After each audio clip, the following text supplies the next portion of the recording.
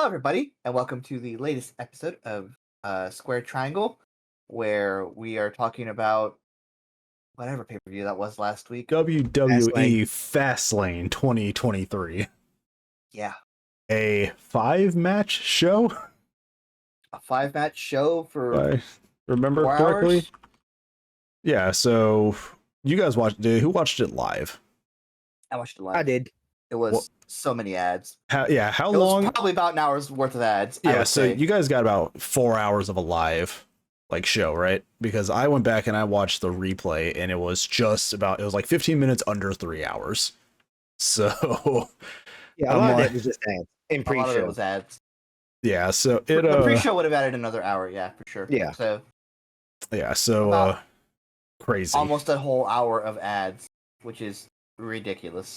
Not to mention, every match that has had Rey Mysterio in it lately has been an ad match. I don't know if you've ever noticed, but like there was that Cinnamon Toast match that he had. Yeah.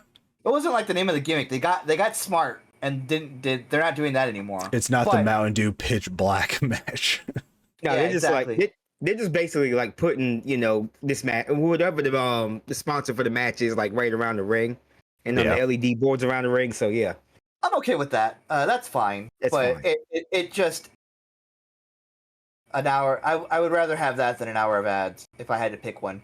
Yeah. So watching the replay was probably it felt so different than sitting down at my buddy's house and watching the pay-per-view, because it's just there's no ads. It's just match after match after match, and I was like, oh, this makes it so much more memorable because we have 30, 45.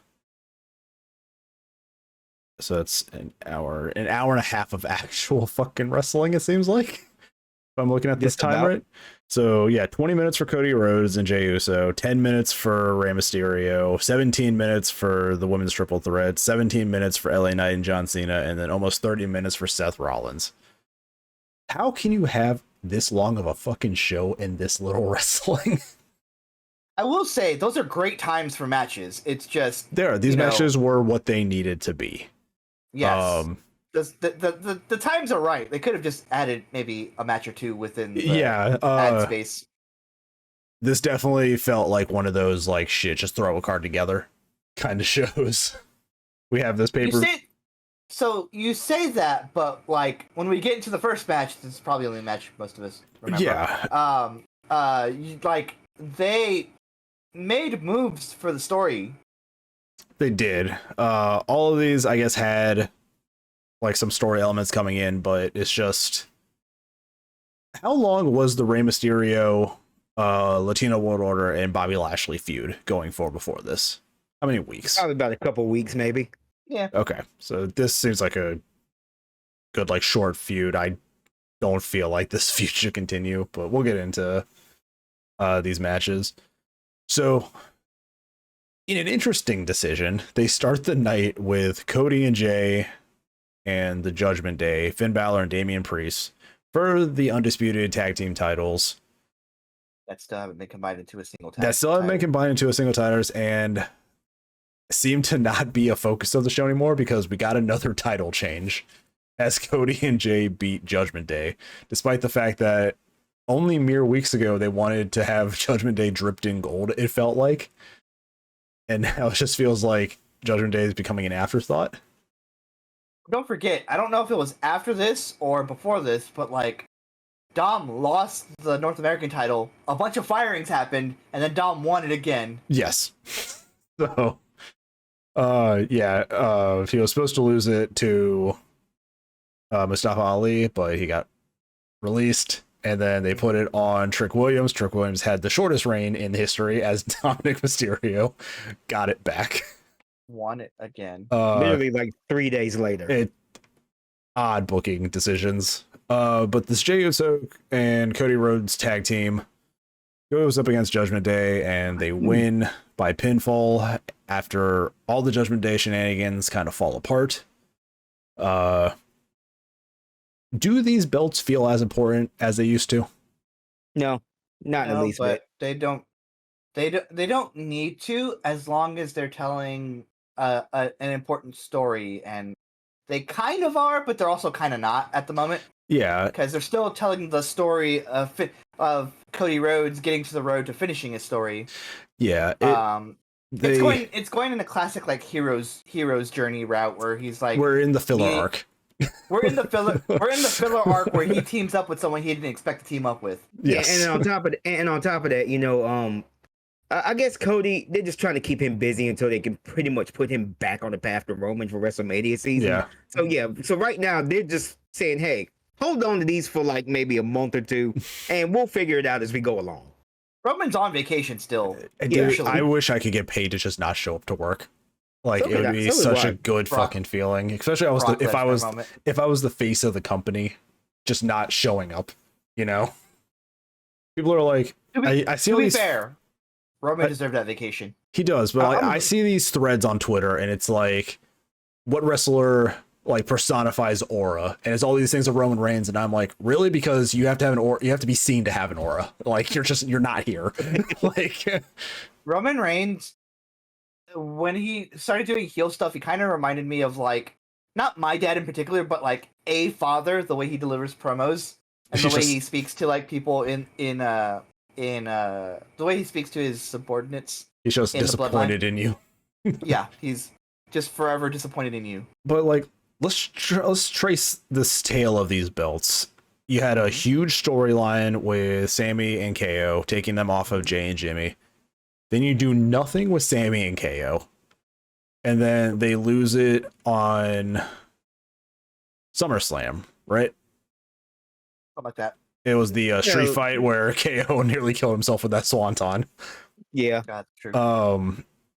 So you put him on Judgment Day, but then like the next pay-per-view, like right after, you have the belts change hands again.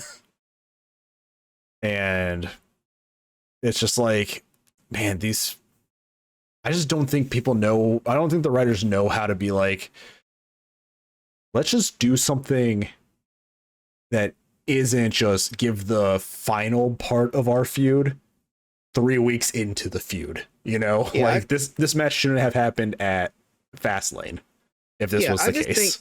I just really think that they just don't know how to do anything consistently with the tag team titles at this point. Okay, yeah, like after the Usos and the Bloodline storyline, those belts have just kind of gone to irrelevancy. You know, they should have did something with Sammy and Kevin after that. You know, after that incredible feud that they have and the build up to that. And then nowadays, I guess they just wrote themselves into a corner with him somehow. Well, it just feels like they have their cast, like they have these are the people we want on TV. So it doesn't give them a lot of wiggle room to book like a good story, because it's like, oh, we can't have other people come in. We have to focus on these people. We want to focus on these people. We fired all the bit actors. So they fired all the background actors. They fired all the background characters in WWE, and now you're stuck with a roster that you don't want to have constantly losing to each other. So you have to just make people seem weaker in comparison, I guess. I will say, Jay has full control of the crowd. He does. Jay is a goddamn superhero. Jay is over as hell. Yes.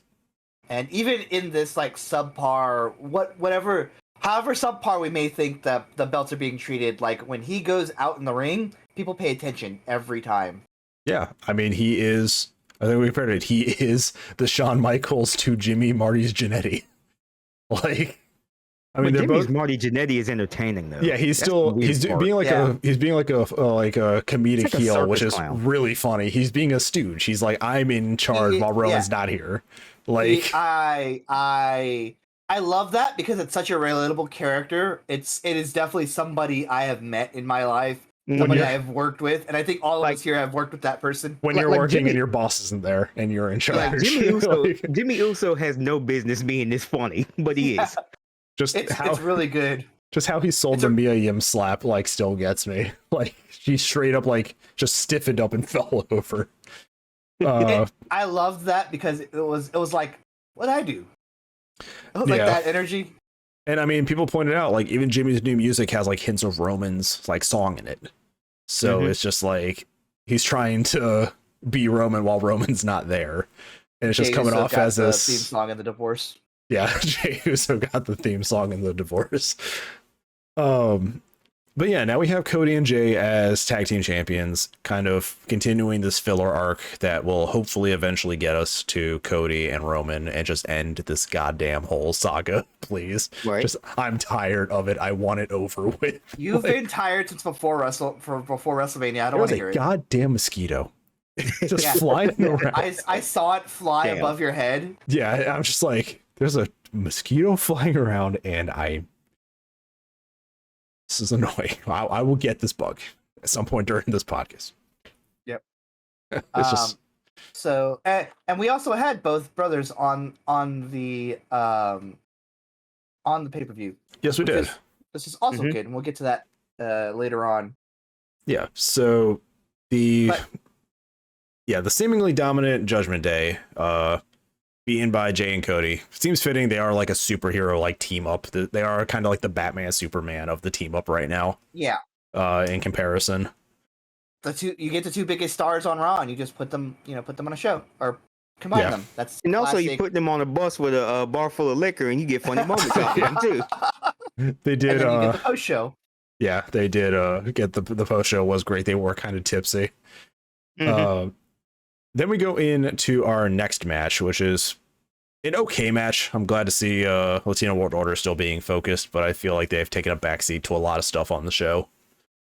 I like that. I like seeing Carlito. Carlito looks great. Carlito can't. Yeah. So the match starts out with just Santos Escobar and Rey Mysterio against Lashley and the Street Profits. The third man isn't there. Commentary is not really mentioning that. You're just assuming it's a 2v3. They did mention it. Oh, they mentioned. Well, I must have not heard it then. Because they were saying that it was a storyline that Joaquin wasn't for some reason wasn't answering Rey Mysterio or Santos' calls. Yeah. And commentary speculated that it was like, oh, well, maybe he's just wisened up and said, hey, nuts to this, I'm out of here. Yeah. So I feel like they might be. They mentioned that on the cast. They might be removing some people from Latino World Order. It feels like. It seems like it's just been Rey, Santos, and Zelina lately. Mm-hmm. I don't know if the other two are injured. That might be the case. But yeah, so they go through this match until they get to a point. And then Carlito hits, and Carlito, he looks great. Like, this is the first time we've seen him since Backlash. Apparently, he's been under contract, just not having to come into work, which is fascinating. Carlito's a part-timer for WWE in 2023. And he hits a move, and I think he pins Dawkins to win the match, but it's like right after he shows up, the match ends. This is a 10-minute even long match. So Wait, Joaquin was Zema Ion in TNA? Yeah, he was. With the fucking spray? That's funny as hell. People oh god, we'll get onto it because it's everything that happened last night with the two shows going head to head. People are pointing out, like, remove all the WWE guys from AEW, and what do you get? And somebody's like, remove the TNA guys from WWE, and you lose LA Knight. Like, what the fuck's your point? Like, Basically, wrestlers changing fucking companies because they need a job. Incredible. Like, I would also argue that LA Knight is not a TNA guy. He got big on TNA. Yeah, but he was going to be big no matter where he went. He was also big in NWA. He was NWA. He was like championship wrestling on the West Coast, championship wrestling from Hollywood, where he had Paul Bearer as his manager before his death, which is interesting bit of knowledge to find out. Sometimes you find stuff out against your will. Yeah. But yeah, they beat Bobby Lashley and the Street Profits, and I mean, this was a 10-minute match. It felt like just an extended Raw match. Yeah, it was like 8 minutes, and then Carlito comes out. Like, it's just 8 minutes of beating up Rey Mysterio, and then Carlito comes out, and then they win. Rey Mysterio got like most motherfucker. It's just goddamn mosquito. But yeah, it just felt like an extended Raw match where it's like, oh look, here's the big return after WrestleMania. It's Carlito. that was basically the whole focus. That was basically the whole focus of the match. You know, who's the third man is coming out to help the LWO. Here comes Carlito. You know, crowd pops big. He still looks great, But other than that, it's just it was what it was. It moved the story along. Yeah. I guess we'll have to wait to see what they do about that on SmackDown between Bobby Lashley and the Street Profits. Yeah. But other than that, standard match. Oh, we forgot to also mention, before this show started, we got Jade Cargill arriving in WWE and greeted by Triple H and stuff like that. Why she showed up in her wrestling gear and not like normal attire is just the most WWE thing. But I don't think I've ever seen Jade Cargill outside of wrestling gear, even in AEW. Well, I think that was like her, I guess she was just there to do photo shoots and whatnot. Because they put her first render up on there. Yeah, this is where they get the renders and all the stuff that they can cut in on fucking posters. But she still looks amazing, but given we seen her like a month ago, she still looks good, so. Jade, I really enjoy that they're giving her the red carpet treatment. That they're still treating Cody with reverence, even though they're treating Jade Cargill like she's gonna be a mega star. All right, and she is, and she will be. I see her challenging Rhea Ripley at some point. Yeah, she's gonna do great things. I mean, we can only hope. They're gonna have to get a sensor near her. We can only hope, right? Like. We can only hope they're not doing this big old hype and then she starts her first match and loses in like 5 seconds. I can't wait. I can't wait for her to be like, Michael Cole, cut the shit. Yeah. It'd be like cut the crap because it's PG. Yeah. Speaking of women's matches, we move on to the triple threat, which would have been fine with Io and Asuka just going full stardom on each other. Boy. Why did Charlotte Flair have to be inserted into this match? We really need to have a talk about Charlotte Flair. Occasion. Her presence made this match awful because she was wrestling awful in this fucking match. Like her presence actively made this match worse. It really did. It killed it. Asuka and Io have a chemistry from their shared history. They probably I don't know, I don't have match histories, but I'm pretty sure they faced each other in Stardom or something like that in the past. Charlotte cannot wrestle the Joshi style wrestling that these two women were ready to go at each other with. And that clearly showed in this match because there were several spots in this match where it was just Charlotte messing up shit left and right. And I'm like, I feel like she's just phoned it in at this point. Yeah, like, it just seems like phoned it in. She's like a 15-time champion. She doesn't do shit anymore. I think she's phoned it in because she's not on top anymore, and I think that she's actively doing this now to make other people worse. I don't know if she's doing this on purpose or not. All I've noticed that since she has come back, which was like several months ago, she has seemed off in matches. Yeah, like something's not been the same. Something's been off with her, and I can't quite put my finger on it, but she's just not been good since she's returned. Yeah, and I mean, it hurt this match. I mean, before we started recording this, I wanted to give myself a challenge. I watched Fastlane Monday night when I had the day off. It is currently Wednesday. I only really remember the Cody and Jay match. That's how forgettable a lot of these matches were. I mean, it's also much as my memory because I can kind of think back to All In and kind of get like the stuff from there. It has moments, but it's like this Fastlane was just like, I don't even remember. I didn't even remember who pinned who in the fucking Bloodline John Cena LA Knight match. Like, that's the problem with a lot of these WWE pay-per-views around this time. They just become filler. Like other than Survivor Series, like during the fourth quarter of WWE, they focus on Survivor Series, but then now they have Crown Jewel now, which by the way got announced for November 4th. But great. It just seems like they go on autopilot until the Royal Rumble. Yeah, it kind of does. Yeah, they can probably get rid of Fastlane if you're going to keep Crown Jewel around. Like, we don't need this premium live event. Again, you gotta let your fucking stories breathe a bit. Like, yeah, and like I said, and a lot of this triple threat match, I just couldn't care for. Primarily because of the stuff with Charlotte. And We I get don't know, it just felt disappointing that you have Asuka and Io Sky. You can't quite put together that and let them just have a absolute banger of a match with each other.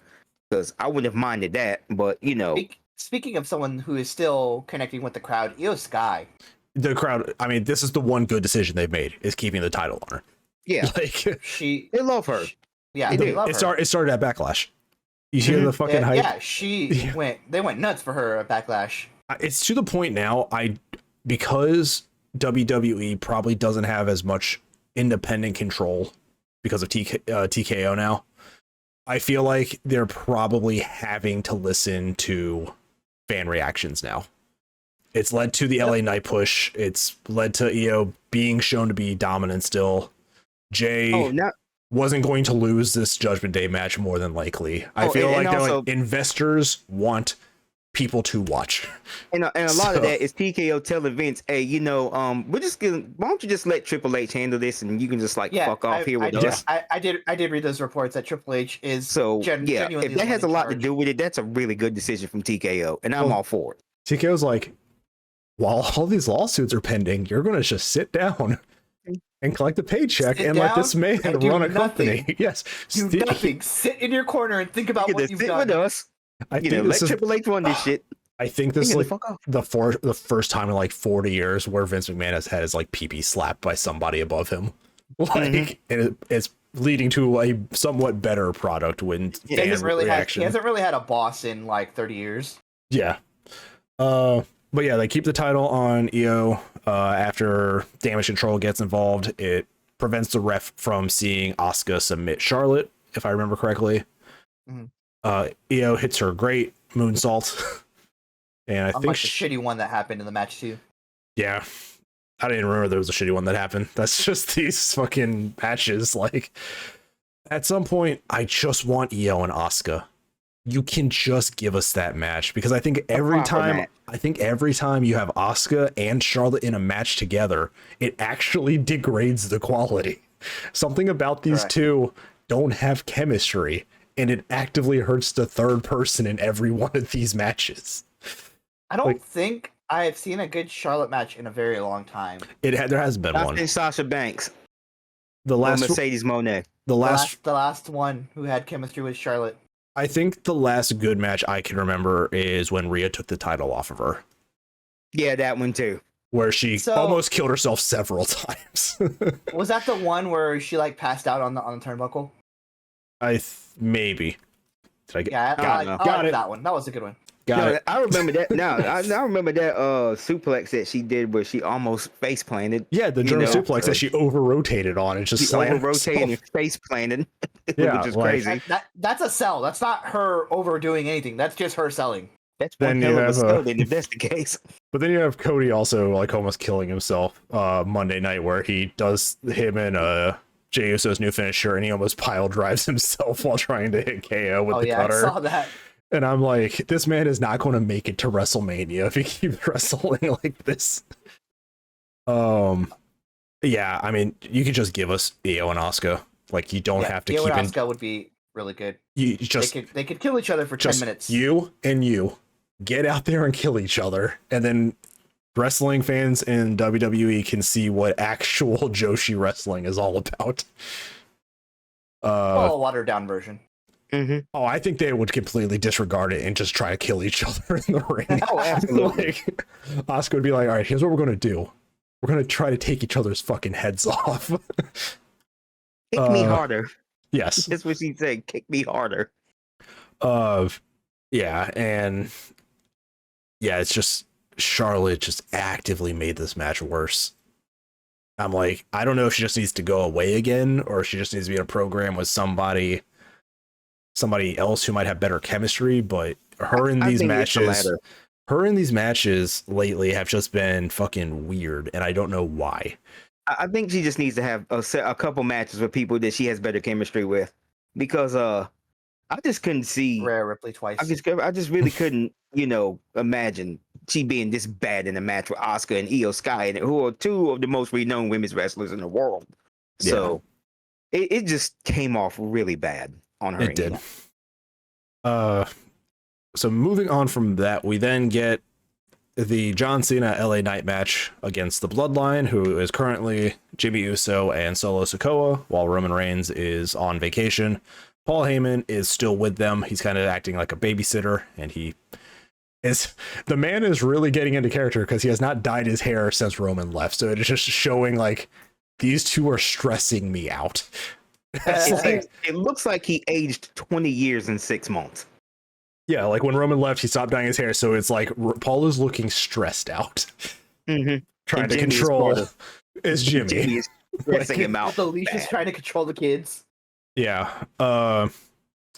You know that LA Knight and John Cena are going to win this match. Like, you have John Cena on a fucking pay-per-view. One of my favorite spots was Paul Heyman on the phone giving the play-by-play to he had the Reigns. And then after LA Knight pins, I think, Jimmy? He pins Jimmy. Yeah. He pins Jimmy. You hear Paul Heyman on the phone telling Roman Reigns, "We got a problem," as they're like walking out of the of the match. My favorite part of that, I saw a tweet about it that this implies that Roman Reigns doesn't have a Peacock account. Yes. So he doesn't even watch his own product. Roman Reigns is not watching fucking Fastlane. The worst part is they probably give him one of those for free because he's part of the roster. It's funny. You know, I would like to believe that WWE actually has a shared account that people can just log into. Yeah. It's just gonna be like, what are they gonna do? Block us? We're the company watching our company. I will say this about Peacock. It was a very smart decision for them to get the WWE network. It really was. Because I would not have gotten a Peacock if it wasn't for WWE being on it. The only reason I was able to watch this is because my friend Kristen has a Peacock account and I just signed into it. So nice. I don't have to pay for it.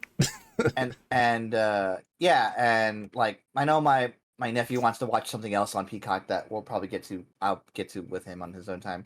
But like still, I would not have had a Peacock account if not for WWE. I mean, so this is the kind of thing like I would love for AEW to finally get onto Max, and have their whole back catalog of stuff. I would love to watch, even if it's like a day late. I would love to watch Dynamite like as an actual show. Most of my time watching Dynamite is seeing clips on Twitch or seeing clips on Twitter because I just don't have cable in this house anymore. So that I think that would work out perfect. And on top of that, they have the whole Ring of Honor back catalog that goes back 20, 30 years. They can just use that as well. Yeah, I mean, it's a huge back catalog, and it could be like, cool, I'm watching Dynamite on Thursday. It's whatever. Like, at least I'm watching Dynamite. At this point, having AEW on a streaming service like Max would help greatly, with reaching a bigger audience, considering how many people are on Max. Yeah. And I think they just need to go on ahead and get that done. And I mean, it would be great if you wanted to put like documentaries together like WWE does. Here's the 24 or whatever they do for stuff. It's like, here's really, like that stuff's all really good too. Yeah, I mean, I like a lot of the WWE stuff that they do, but it's like, hey, here's all of this, and it's like, here's clips from old Dynamites that you can't watch. Like you can't watch them because they're just not available anywhere. I'd love if they had the first All Out. Was it All In or the Buy-In or whatever the hell it's called? It was All In. It was before the actual AEW company started. It was the one that Ring of Honor show. It was the one that Ring of Honor helped produce. Rey Mysterio main evented that. Yes, he did. But yeah, the John Cena LA Knight match, back to the Fastlane. 17 minutes. Again, I can't tell you anything interesting that happened in this match, but you're gonna Cena calling spots on camera. Oh yeah, John Cena spots on cameras, visibly on his back by the turnstile, talking. Not even like subtle, just he is straight up just having a conversation with Solo Sikoa. He's like going full speed. His mouth is going full speed while he's laying on his back, and I just fucking cracked up. I'm like, hit your move. I saw that. I'm like, Jesus, John, like you. It wouldn't be a John Cena match without him calling spots incredibly loud. Botchamania covers this a lot. You would think after 20 years, because I think it's almost been like 20 years. It's been a little over, yeah. Because he was in the early days of Ruthless Aggression, which were like 03, 02. Yeah. He debuted in 2002, so 21 years to be 21 exact. Years. You would think the cameraman would know, let's not go near John Cena. Oh no, Like, oh no, they rotate over the years, so they zoomed in right on him too, which is the funny that's what got part. me. He like straight like went into John Cena's face as he's calling shots, and then he zoomed back out to show like Solo, and I'm like, this Like, cameraman got dude, fired, right? Like right he after the probably show. did, and I feel bad if he did because I don't think he knew, but yeah, It's he just should know that John. He should know to not do that. it's John. I know it's your motto, but we can in fact see you. We can see the shots being called here. Again, it's interesting because it's like the Judgment Day is on this like weird 50-50 like win-loss streak. Mhm. The Bloodline is on this weird like 50-50 win-loss streak, and I'm like, are we straight up just back to 50-50 booking on these guys? Pretty much. Okay, this week it's convenient if they win. This pay-per-view, we have to have them lose because of the team. And it's just like, man, the mystique of both Judgment Day and Bloodline have kind of like took a hit the last few weeks. Yeah, and on top of that, they just seem to with Judgment Day, they just seem to keep teasing the tension of them breaking up, or But the thing is, somebody in this group breaking up. they also teased it, they teased it straight out the War Games match. Sammy, KO, Cody, Jay versus Jimmy, Solo, Damian, Priest. Like they teased that on air, the Bloodline and Judgment Day side by side, and I'm like, that's it. That's our War Games match. Like, Yep. They've said that there will be a War Games match at Survivor Series, and I would not be surprised in the next week or two if the challenge is issued. That, hey, it's going to be the 4 faces versus the 4 heels, or maybe if you get Dominic in, we throw LA Knight into the mix. You just have the 5 biggest faces of the company versus the united heel teams, And I'm Judgment Day, the Bloodline united. I'm like, I can see it. It's going to be announced. I can already see the fucking render poster of the 4 faces and the 4 heels, and it's like, it's not even surprising anymore. They won't have LA Knight. They'll put John Cena in it. Yeah, If he's still around, yeah. He'll still be around. I think he's still. I think that's part of his 10 match farewell tour that he's doing. Yeah. But they'll need him.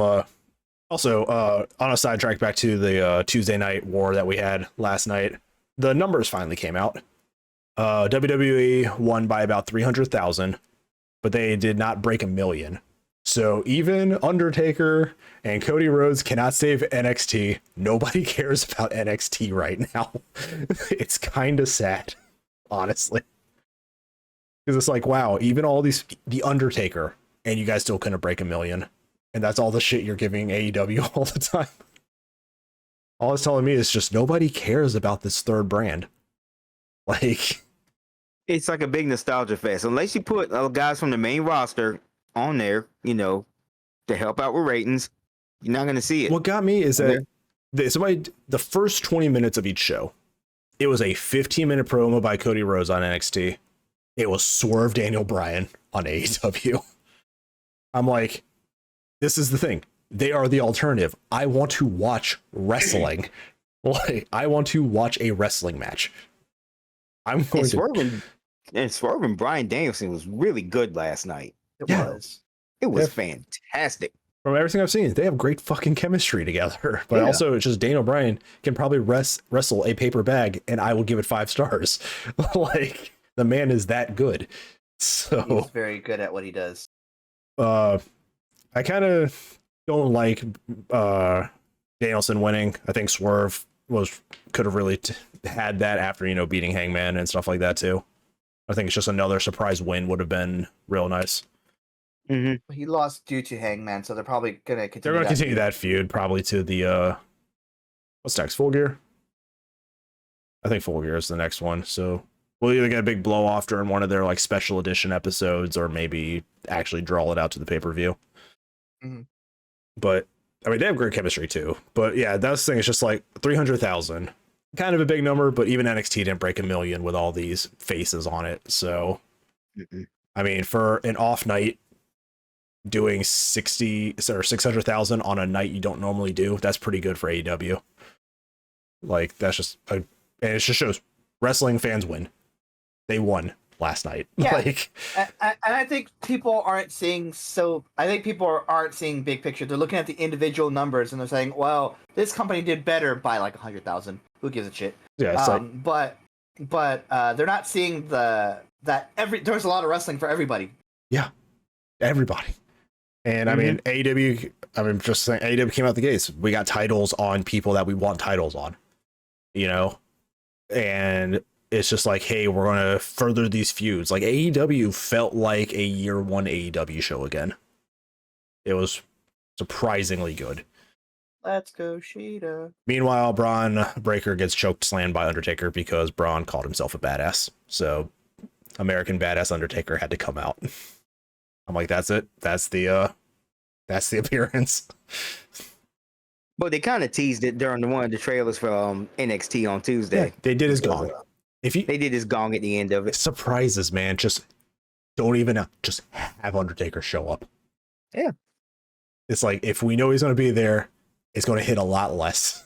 Like, but yeah. So back to the longest match of the night, which was, I think I said it in Discord, the most WWE ass last man standing match I have ever watched in my life.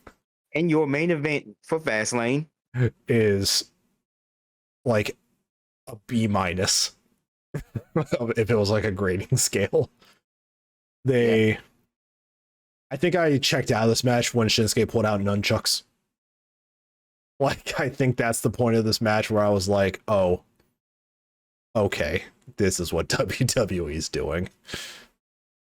There was one table, nunchucks, they fought into the crowd.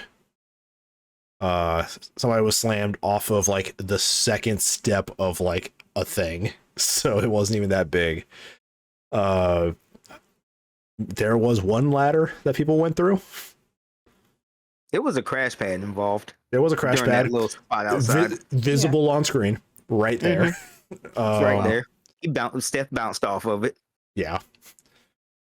And then a Falcon Arrow through a platform, through a table of equipment. Very classic spot.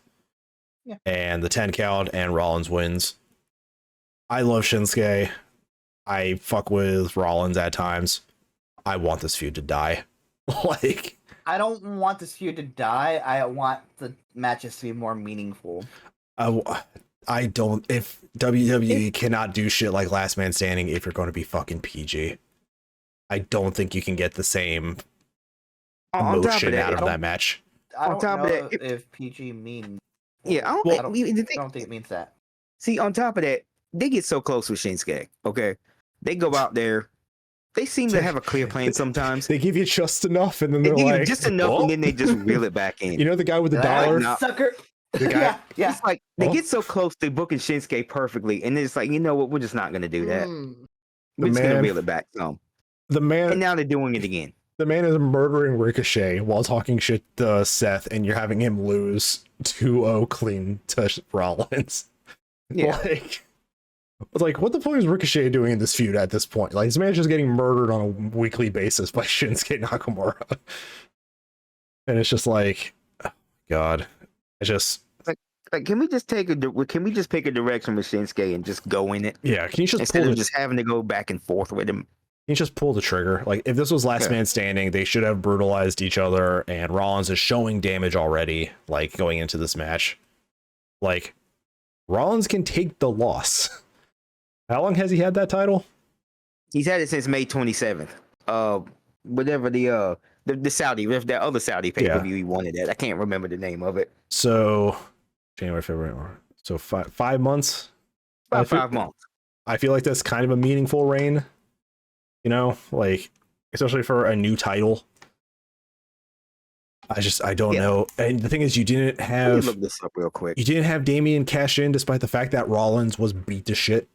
Like, it's just the booking of this match at the end of it. I was like, okay, Rollins is like feeling this match. This is where Damian cashes in.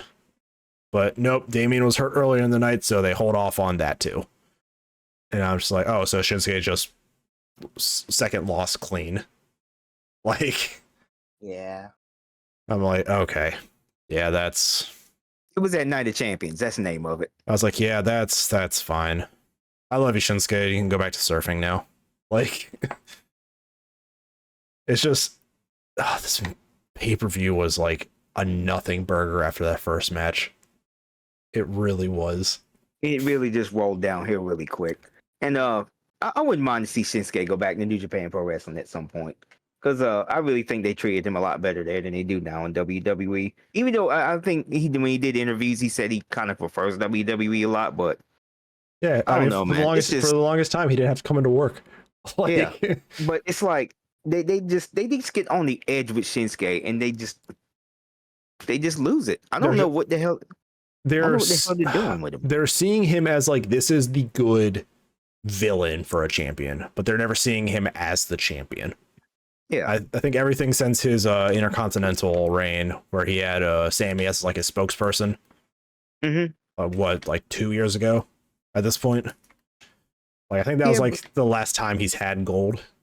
So, I mean, it's just like, man, Shinsuke, you could be in the US picture, you know? Like, at least get some titles. Like, if there's anybody that deserves it at this point, it's Shinsuke. Like, the guy's been there long enough. He's been proven to be reliable. And they just keep feeding him to people. And it's just like, okay, he's like the Miz now without as big of a loss record. Yeah. So. But I think what's going to end up happening with that title is I know they're going to try to build towards Damian Priest cashing in on Seth Rollins at some point. You know, I wouldn't be surprised if it's at Survivor Series or at the Royal Rumble, one of those two. But they're really building towards that because they keep teasing it. But I don't know. I just wish that, you know, even if you're going to give Shinsuke the title, at least maybe a month or two. Yeah, I mean, you know, do something with it. I think what needs to happen is I think they need to figure out what the fuck they're doing with Judgment Day. Are they doing the breakup? Well, that's step one. Are they doing the breakup? Is there tension between Finn and Damian? Because there was a lot of it a few weeks ago, and then when JD came in, it seems like Finn and Damian don't have any tension between them anymore.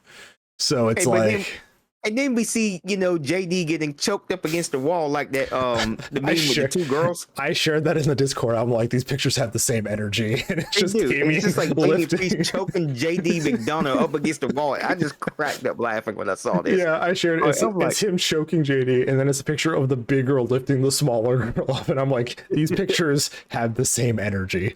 So my whole thing is, are we breaking up Judgment Day, or are we keeping him together at some point? You know, what are we doing with him? Yeah, it's so weird because it's like, oh, we're teasing that Finn is being like suspicious of Damian now and all this other stuff. And then we have JD come in, and I was like, oh, there was tension between JD and Dominic, and now it just seems like there's only tension between JT and Damian in some way. Because I think JD fucked up trying to interfere in the Cody Rhodes Jey Uso match, and even Rhea Ripley was like getting on him about it. Mm-hmm. I'm just like, can we get the small man with the head one size too big out of the Judgment Day? I don't know what it is about JD's like jawline, but it like his head looks one size bigger than it needs to be. He looks like Lord Farquaad from Shrek a little bit. Billy Mitchell looking ass. Like so yeah, it's like, let's figure out what we're doing with Judgment Day. We know the bloodline is just Jimmy being a clown, Jay being serious, and they're waiting for Roman to come back. And based on teasing from NXT, Heyman's trying to get Ava Raine brought in, you know, the Rock's daughter, which may lead into the Rock Roman match after Roman loses the titles, you know, because they've wanted that match forever. Hopefully that comes first. Hopefully Cody just takes the goddamn titles off, and then you can throw the Rock at Roman and have him lose. I don't care. Like, just let's proceed with a champion that's actually there. But if they're gonna do that, I would do the Roman Cody match at the Royal Rumble. Because if you're going to have Rock and Roman as the main event of WrestleMania, that's probably what they would have to do. They do want Rock and Roman at WrestleMania, and I'm like, for God's sakes, Cody, please just finish the story. I'm tired of reading. This has been 900 pages. Like, so that's what I think should happen. This is do the Roman Cody match at the Royal Rumble, like maybe have the Rock cost Roman, the titles. Give him to Cody. Cody can wrestle God knows who at WrestleMania, and we can have the Rock and Roman as the main event, and it will work out. Yeah, it's just, man, WWE is in a good place, like, is in an okay place, like in a micro sense, but the whole macro of this fucking company is in shambles right now because just Roman's not there to be a champion. And it's just like, I'm like, God, you guys built your whole pandemic around this one guy, and then it's just like he has all this like history, like everything with Jay coming over, and everybody's like, no, you fucked us over when you were helping Roman. And just like Roman, I do like that story. I do like the continuity. Like I said, on a micro level, everything's working fine. But like when you look at that roster as a whole and who is in what tiers of like wrestlers, it's just this company's in shambles, and I think we need to get it like reorganized a little bit. But yeah, I mean, this was definitely like a B show pay-per-view. It definitely felt like one. I feel like they sufficiently sports entertained. They kind of blew their load on that first match. Yeah. Like that would have been the perfect match to end the night on after 4 okay matches, and then whatever the hell Charlotte was doing. But they're like, nope, open with Jay and Cody to get the crowd hyped up, and then just like let the crowd come down off that high in like a crash. Like, that was like the Monster Energy drinks of WWE pay-per-views. Yes. Like you drink one and then you're just like all hyped up, and the sugar crash hits. I slammed the monster. Damn. I slammed the monster and the cigarette starting my restaurant job, and by the end of lunch, I am crashing. The typical life for some people. That is the life of the line cook. The line cook. Line cook moment. Done. I gotta be to work at 8 a.m. I'm gonna smoke the cigarette and slam this monster, and by 1 o'clock, they are in their car, passed out, trying to go home. Seat back, relaxed, and just done with everything. I worked at a restaurant as a busboy. I saw what that kitchen was doing. But yeah, I mean, I was significantly sports entertained. Like we say that a lot about WWE shows, but it really is just the feeling these days. Because it's just like, I thought it wasn't a bad show. I thought it was decent, but like I said, we really could have did without Charlotte in that match. Because you had the only women's match on that show, obviously, and it could have just featured either somebody else, or it could have just been Asuka and Io again. These having a better match than they did last time. These B shows are fucking weird too, because it's like they just throw a dart at a board to figure out what titles are going to be on it. Mm-hmm. I feel like this card had time for a Gunther match. Like show the IC title. I mean, you had Ray with the US title in his match. Like, Gunther's not on the show. Like, and he needed to be on this show. We could have had like another Gunther Gable match, for the Intercontinental title. Or just Gunther Ciampa and just like further the feud. Like, bring Chad Gable back into it. I want the title on Chad Gable, and I'm going to yell that off a mountain until it fucking happens. But no, it looks like they're leading into the DIY versus Imperium. So I'm also okay with that. I'm okay with that too. I'm good with that, actually. It's just so weird in like the span of like 2 weeks. You have Johnny Gargano returning on a house show, getting squashed by Omos, and then him showing up to help Ciampa on TV like 2 weeks after that. It's just like his tune-up match. Yeah. Welcome back, Gargano. Here's Omos. Yeah. I mean, it's the B show. Now we just have to wait to see what the card for Survivor Series looks like. I'm already calling that yet. I'm already assuming the allied heels versus the 4 faces. So that's kind of what I'm seeing. Because you had Sammy and KO like kind of make up with Jay a little bit on TV. Yeah. So it's like, okay, cool. There's like a respect now. So that's probably going to be one of the big matches. I feel like we're going to get a Jade Cargill match at Survivor Series. It'll be her first match probably. It'll be her debut. Her big debut. Like they'll probably have her do her normal like TV squashes. I can imagine, if I had to guess, her first match on TV will probably be against Natalya. That seems like it's Natalya's role, you know, to help new people put on a good match. Mm-hmm. I mean, it's job security. Natalya hasn't been released yet, so Job security. job security. And yeah, that's Fastlane. Like, That's Fastlane, baby. looking up, I'm actually going to go here. What is next for us? Crown Jewel. We're not going to cover Crown Jewel. We do not cover Crown Jewel. So for the next 10 years, we will never be covering Crown Jewel. Okay, so that leaves Full Gear next. Survivor Series in November. Series and Full Gear. Oh, yeah. And then I believe Full Gear 2023. Yes, it'll be a week apart. So November 18th will be Full Gear, and then the 25th will be Survivor Series. The only match that I know we're getting for Full Gear right now is MJF versus Jay White, which I'm actually kind of excited for. I'm looking forward to it. I feel like this will be where they do the big reveal of who was in the devil mask. I think they're going to keep teasing it on TV for the rest of this month. I don't think we're going to get an answer on TV. It was Adam Cole. They lied about the ankle injury. Did you see the fucking vignette where they're all injured sitting on lawn chairs and Adam Cole's like mowing the grass? That was on one leg. Yeah, I saw that. And I'm like, what the fuck? But then it's like, hey, we'll do an 8-man tag team, but your friends aren't here. And then he has to go to Max Caster, who has been like messing with him on Twitter as like a stalker, and he's like, I need your help. I like whatever little mini storyline right now is going on between Max Caster and MJF. It's actually really funny. It is. It really is. You've been tweeting some weird shit at me. You're a stalker, man. Like, and then just Max Caster's fanboy. And, God, the story of the Acclaim should have its own documentary. These two 24 series on that. These two were not a team. They were just thrown together for Dark. And 2 matches in, they were already hyped with the crowd.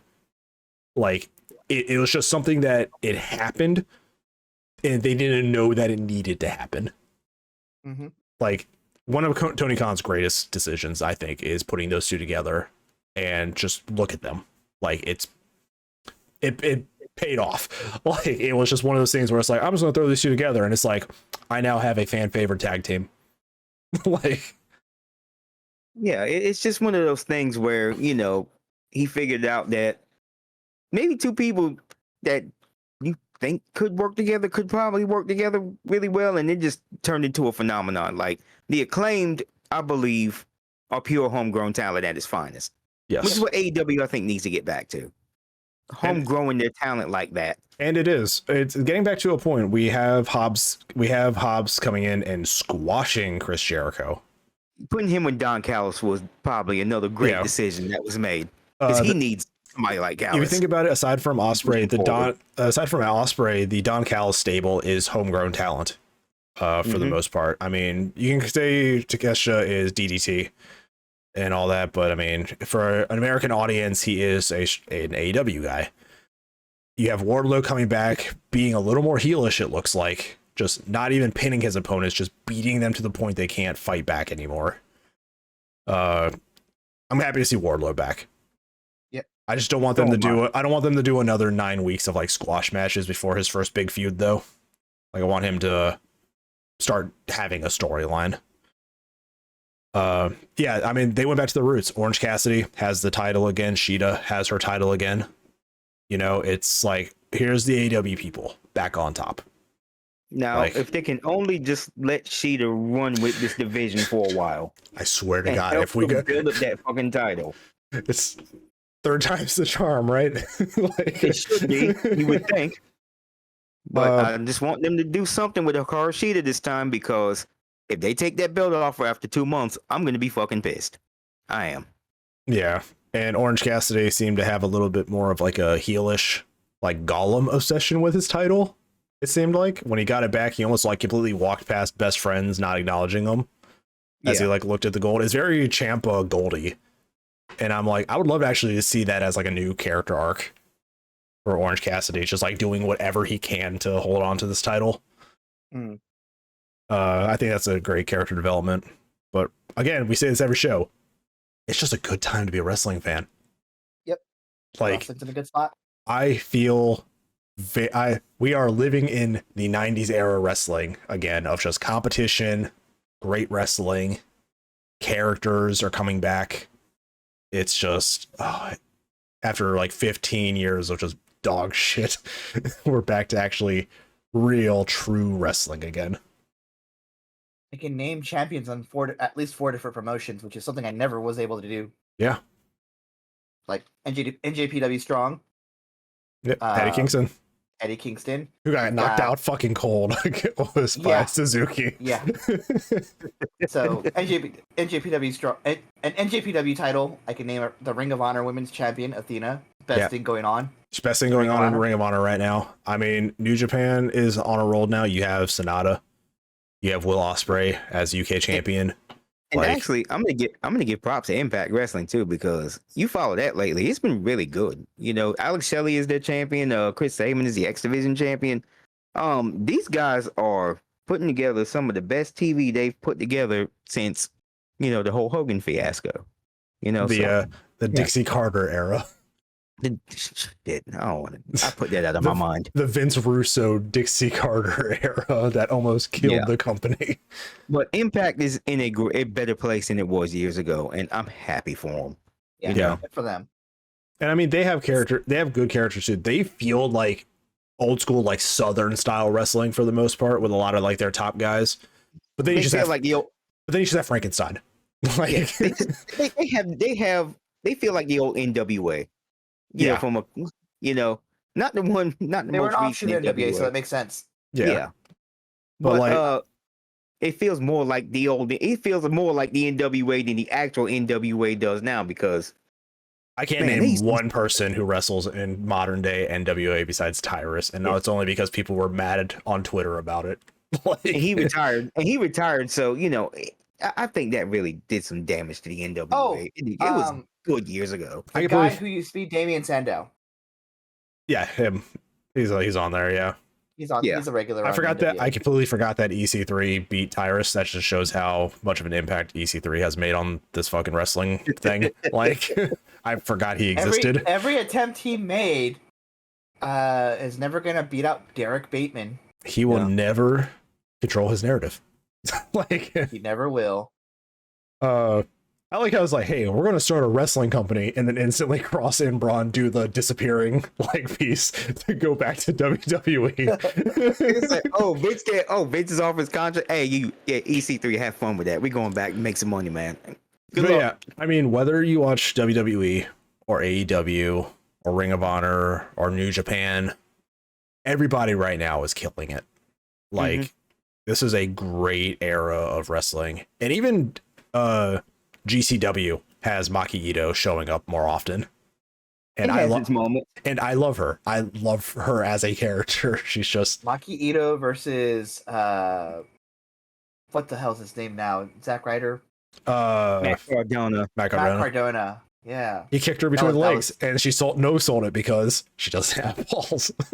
And I was like, that's the most wrestling thing I've ever seen in my fucking life. That was great. I was like, that's really funny because he just keeps trying. And I'm like, I love Matt Cardona. Like, I'm so glad I got to see him live at a VCW show here months ago. Yeah, they were fantastic. They were. You know, living in Virginia, we do have a wrestling promotion in the area out of our city of Norfolk, and I have just not gone to one. And I feel like I just feel like I should. Like you really need to go to it, Sharky, because I had such a wonderful time there. You know, they have good talent in that promotion too. Virginia Championship Wrestling. Yeah. If you look them up on YouTube, you can see them as well. And I would fully suggest you go to one of those shows.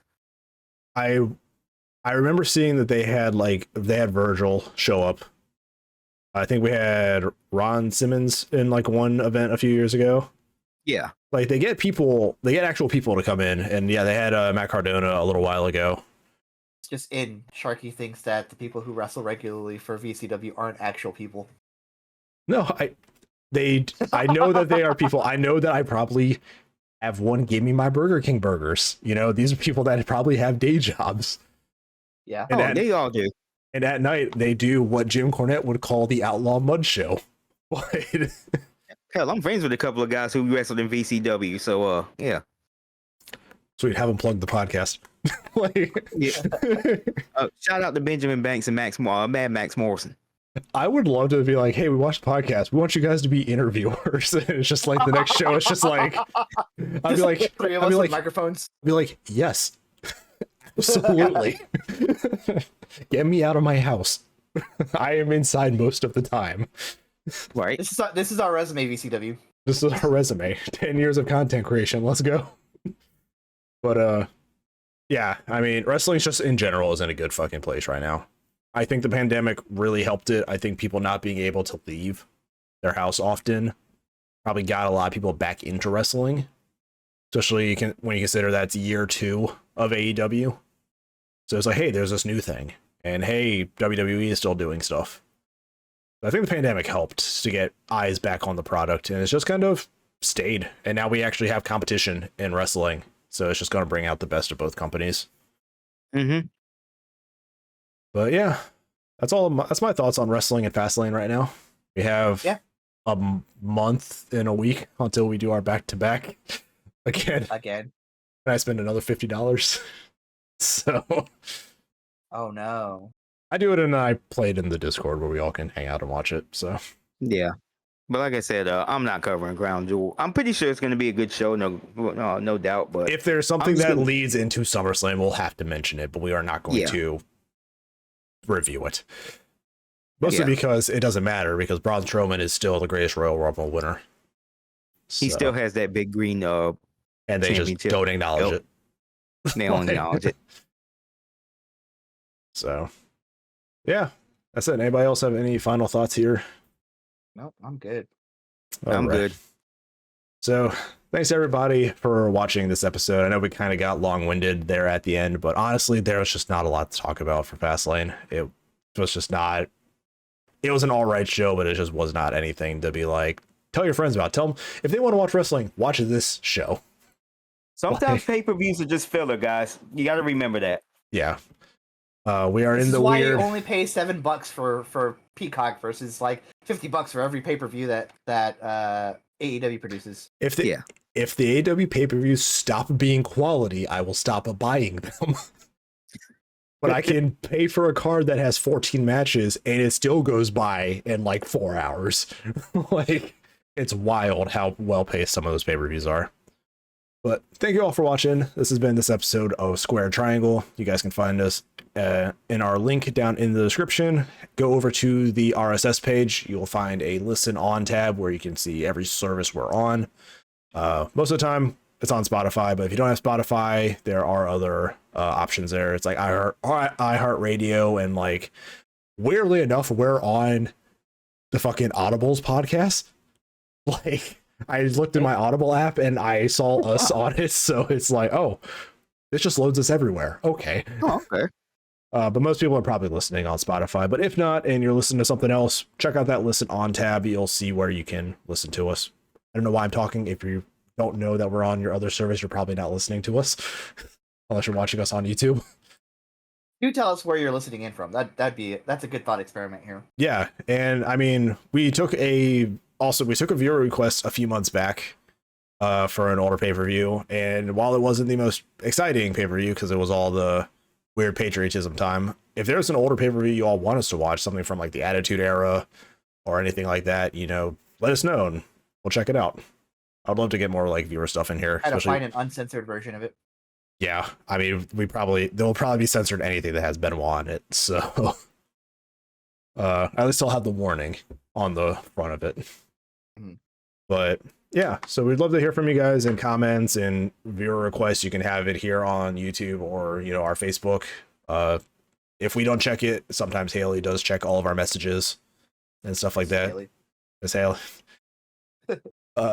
So we are kind of divvying stuff up a bit, but we'll let you guys go. Thank you all for watching this episode, and yeah, we'll see you all with a fucking office meeting, Sharky. Shut up. then why are we on a Zoom like that? Goodbye, everybody. Yeah, we'll be back for Full Gear and Survivor Series, which will hopefully be way more exciting than this. So take care, everybody. See you all later. See you later.